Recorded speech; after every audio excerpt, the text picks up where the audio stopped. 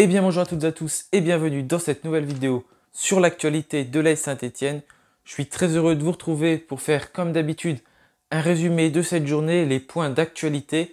On va tout d'abord parler du mercato. Ce ne sont pas des rumeurs d'arrivée mais des rumeurs de départ cette fois-ci avec deux joueurs évoqués. Ensuite, nous allons faire un point sur la vente du club puisque des choses bougeraient en coulisses notamment. Et enfin, pour terminer cette vidéo, je voudrais parler d'un match amical qui a été programmé après un match qui a déjà été programmé hier face à Bourg-en-Bresse. C'est un troisième match amical qui a été programmé pour l'AS Saint-Étienne. Donc tout d'abord, on fait le point sur ce mercato et on va parler de Miguel Trauco. Un club serait intéressé par le latéral gauche de l'AS Saint-Étienne. Il s'agirait du club de Trabzonspor, un club que l'on connaît bien maintenant puisque c'est le club de l'attaquant Kaleb Ekouban qui est une des priorités à ce poste de l'AS Saint-Étienne, qui a fait une offre de 4 millions d'euros pour le joueur du club de Trabzonspor. Mais eux seraient intéressés en retour par un joueur de l'AS Saint-Étienne, c'est donc Miguel Trauco. Et comme je l'avais dit hier, par exemple, je m'étais trompé, j'avais dit qu'ils avaient terminé 6e du championnat de Super League, donc du championnat de Turquie, mais ils ont terminé 4e derrière Beşiktaş, Galatasaray et Fenerbahçe. Donc voilà, j'ai fait une erreur, j'ai dit qu'ils avaient terminé 6e, mais ils ont terminé 4e lors de l'exercice 2020-2021. Donc on revient à Miguel Trauco. Il pourrait donc rejoindre ce club. Il y aurait eu plusieurs promesses faites aux joueurs. Tout d'abord, un salaire très honorable et il aurait la promesse d'être titulaire, ce qui n'est pas forcément le cas du côté de l'AS Saint-Étienne. Il ne sait pas s'il sera titulaire la saison prochaine. Je rappelle qu'il avait commencé comme indésirable lors de la saison 2020-2021, mais avec la blessure de Masson, Claude Puel avait été obligé de le rappeler et de le faire jouer en tant que titulaire. Mais s'il n'y aurait pas eu cette blessure de Masson, aurait-il joué cette saison? On ne sait pas, on ne le saura jamais. Mais en tous les cas, lors des 4 premiers matchs, Claude Puel ne lui faisait pas du tout confiance et avait titularisé Masson à sa place. Donc Trauco pourrait donc rejoindre ce club turc qui lui proposerait donc plus de garanties que l'AS Saint-Étienne. En plus, il n'aurait plus forcément sa place en sélection comme il l'avait auparavant de titulaire indiscutable. Donc lui permettre d'avoir du temps de jeu et de pouvoir être tout le temps titulaire dans ce club pourrait l'aider à être un titulaire indiscutable du côté de sa sélection du Pérou. Il commencera d'ailleurs à jouer la Copa América face au Brésil.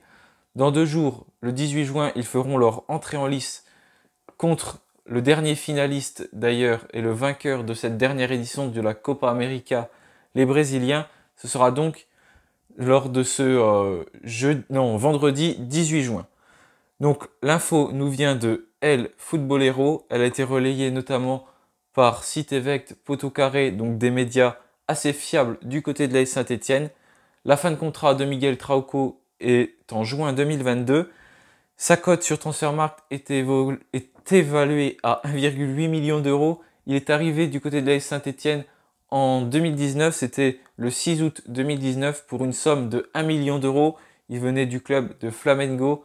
Avant de venir à l'AS Saint-Étienne, il avait toujours évolué dans le championnat sud-américain, ce qui explique notamment ses lacunes défensives puisque les latéraux sont souvent très hauts dans ce championnat. Il s'est beaucoup amélioré et donc à 29 ans, il pourrait quitter l'AS Saint-Étienne la saison prochaine et rejoindre le club turc de Trabzonspor. Cette saison, avec les Verts, il a joué 26 matchs et a réussi à délivrer 2 passes décisives. Mais je pense que si l'on aurait eu un vrai avant-centre bon de la tête, il aurait fait beaucoup plus de passes décisives parce que ses centres étaient souvent excellents. Mais malheureusement pour lui, il n'y avait jamais personne à la retombée. Donc voilà, à 29 ans, Miguel Trauco pourrait donc relever un nouveau challenge et quitter l'AS Saint-Étienne. On en saura certainement plus dans les prochains jours. Mais voilà, il avait déjà été évoqué du côté de l'Olympiakos lors du mercato estival de 2020. Cette fois, c'est le club turc de Trabzonspor qui s'intéresse donc au latéral gauche de l'AS Saint-Étienne, le latéral gauche péruvien.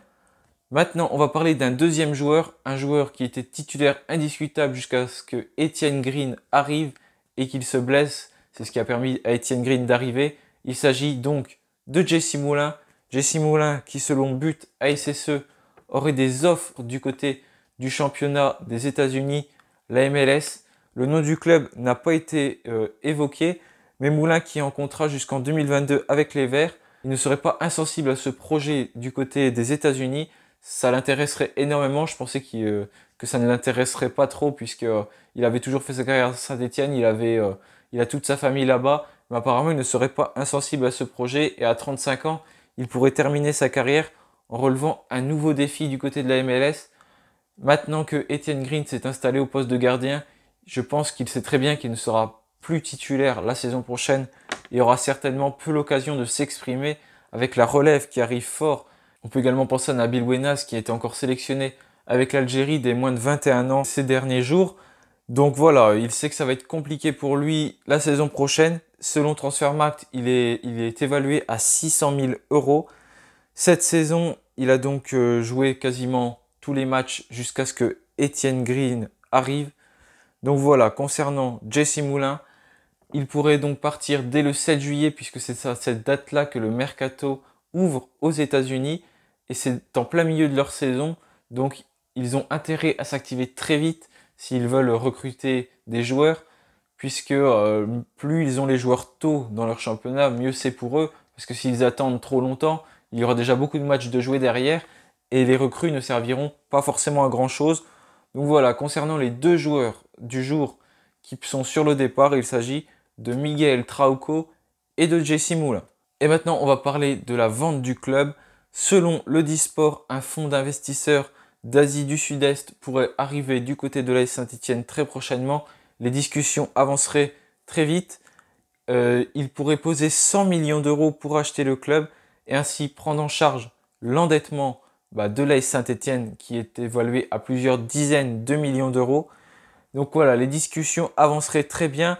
Cependant, il y aurait eu un blocage ces derniers temps pour l'intégration du centre d'entraînement de l'ETRA dans la vente. Les investisseurs voudraient qu'il soit compris dans les 100 millions d'euros, mais Bernard Cayazo et Roland Romeyer seraient opposés à ceci et voudraient l'inclure dans une nouvelle somme et pas le vendre pour seulement 100 millions d'euros, tout compris. Mais ça avancerait puisque un terrain d'entente serait en train de s'établir lors de ces derniers jours. Selon le Disport, ils ont ces informations-là. Donc ce serait pour l'instant eux qui seraient en tête pour racheter l'AS Saint-Étienne.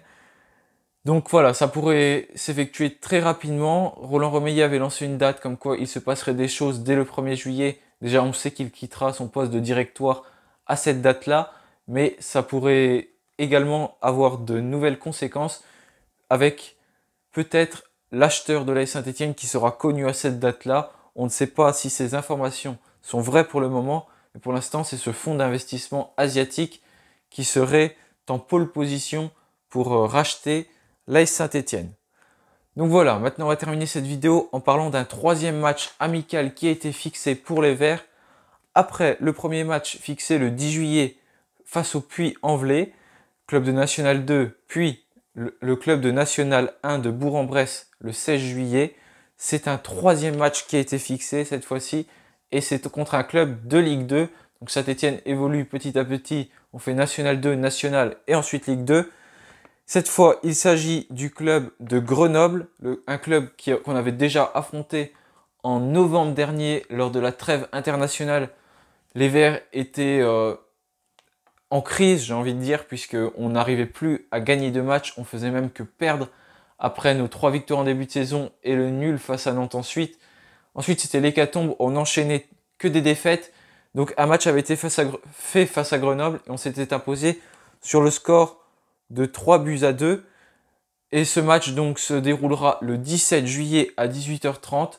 Le stade n'a pas été précisé. C'est donc le lendemain du match face à Bourg-en-Bresse. Donc on peut se douter que ce ne sera pas du tout les mêmes joueurs qui vont jouer. Ça m'étonnerait que Claude Puel fasse jouer les mêmes joueurs entre le 16 et le 17 juillet. Donc voilà, ce match se déroulera à 18h30 avec un effectif certainement totalement différent du match de la veille. Grenoble qui a terminé 4e de Ligue 2 cette saison, qui a même disputé les playoffs mais n'a pas réussi à s'imposer lors de son premier match pour ensuite tenter de monter en Ligue 1. Donc voilà, concernant l'actualité du jour et ce troisième match amical programmé face à Grenoble, merci d'avoir suivi cette vidéo. N'hésitez pas à la liker, la partager, la commenter si elle vous a plu, à vous abonner si ce n'est pas encore fait. Je vous retrouve très bientôt pour une nouvelle vidéo. En attendant, portez-vous bien et allez les Verts!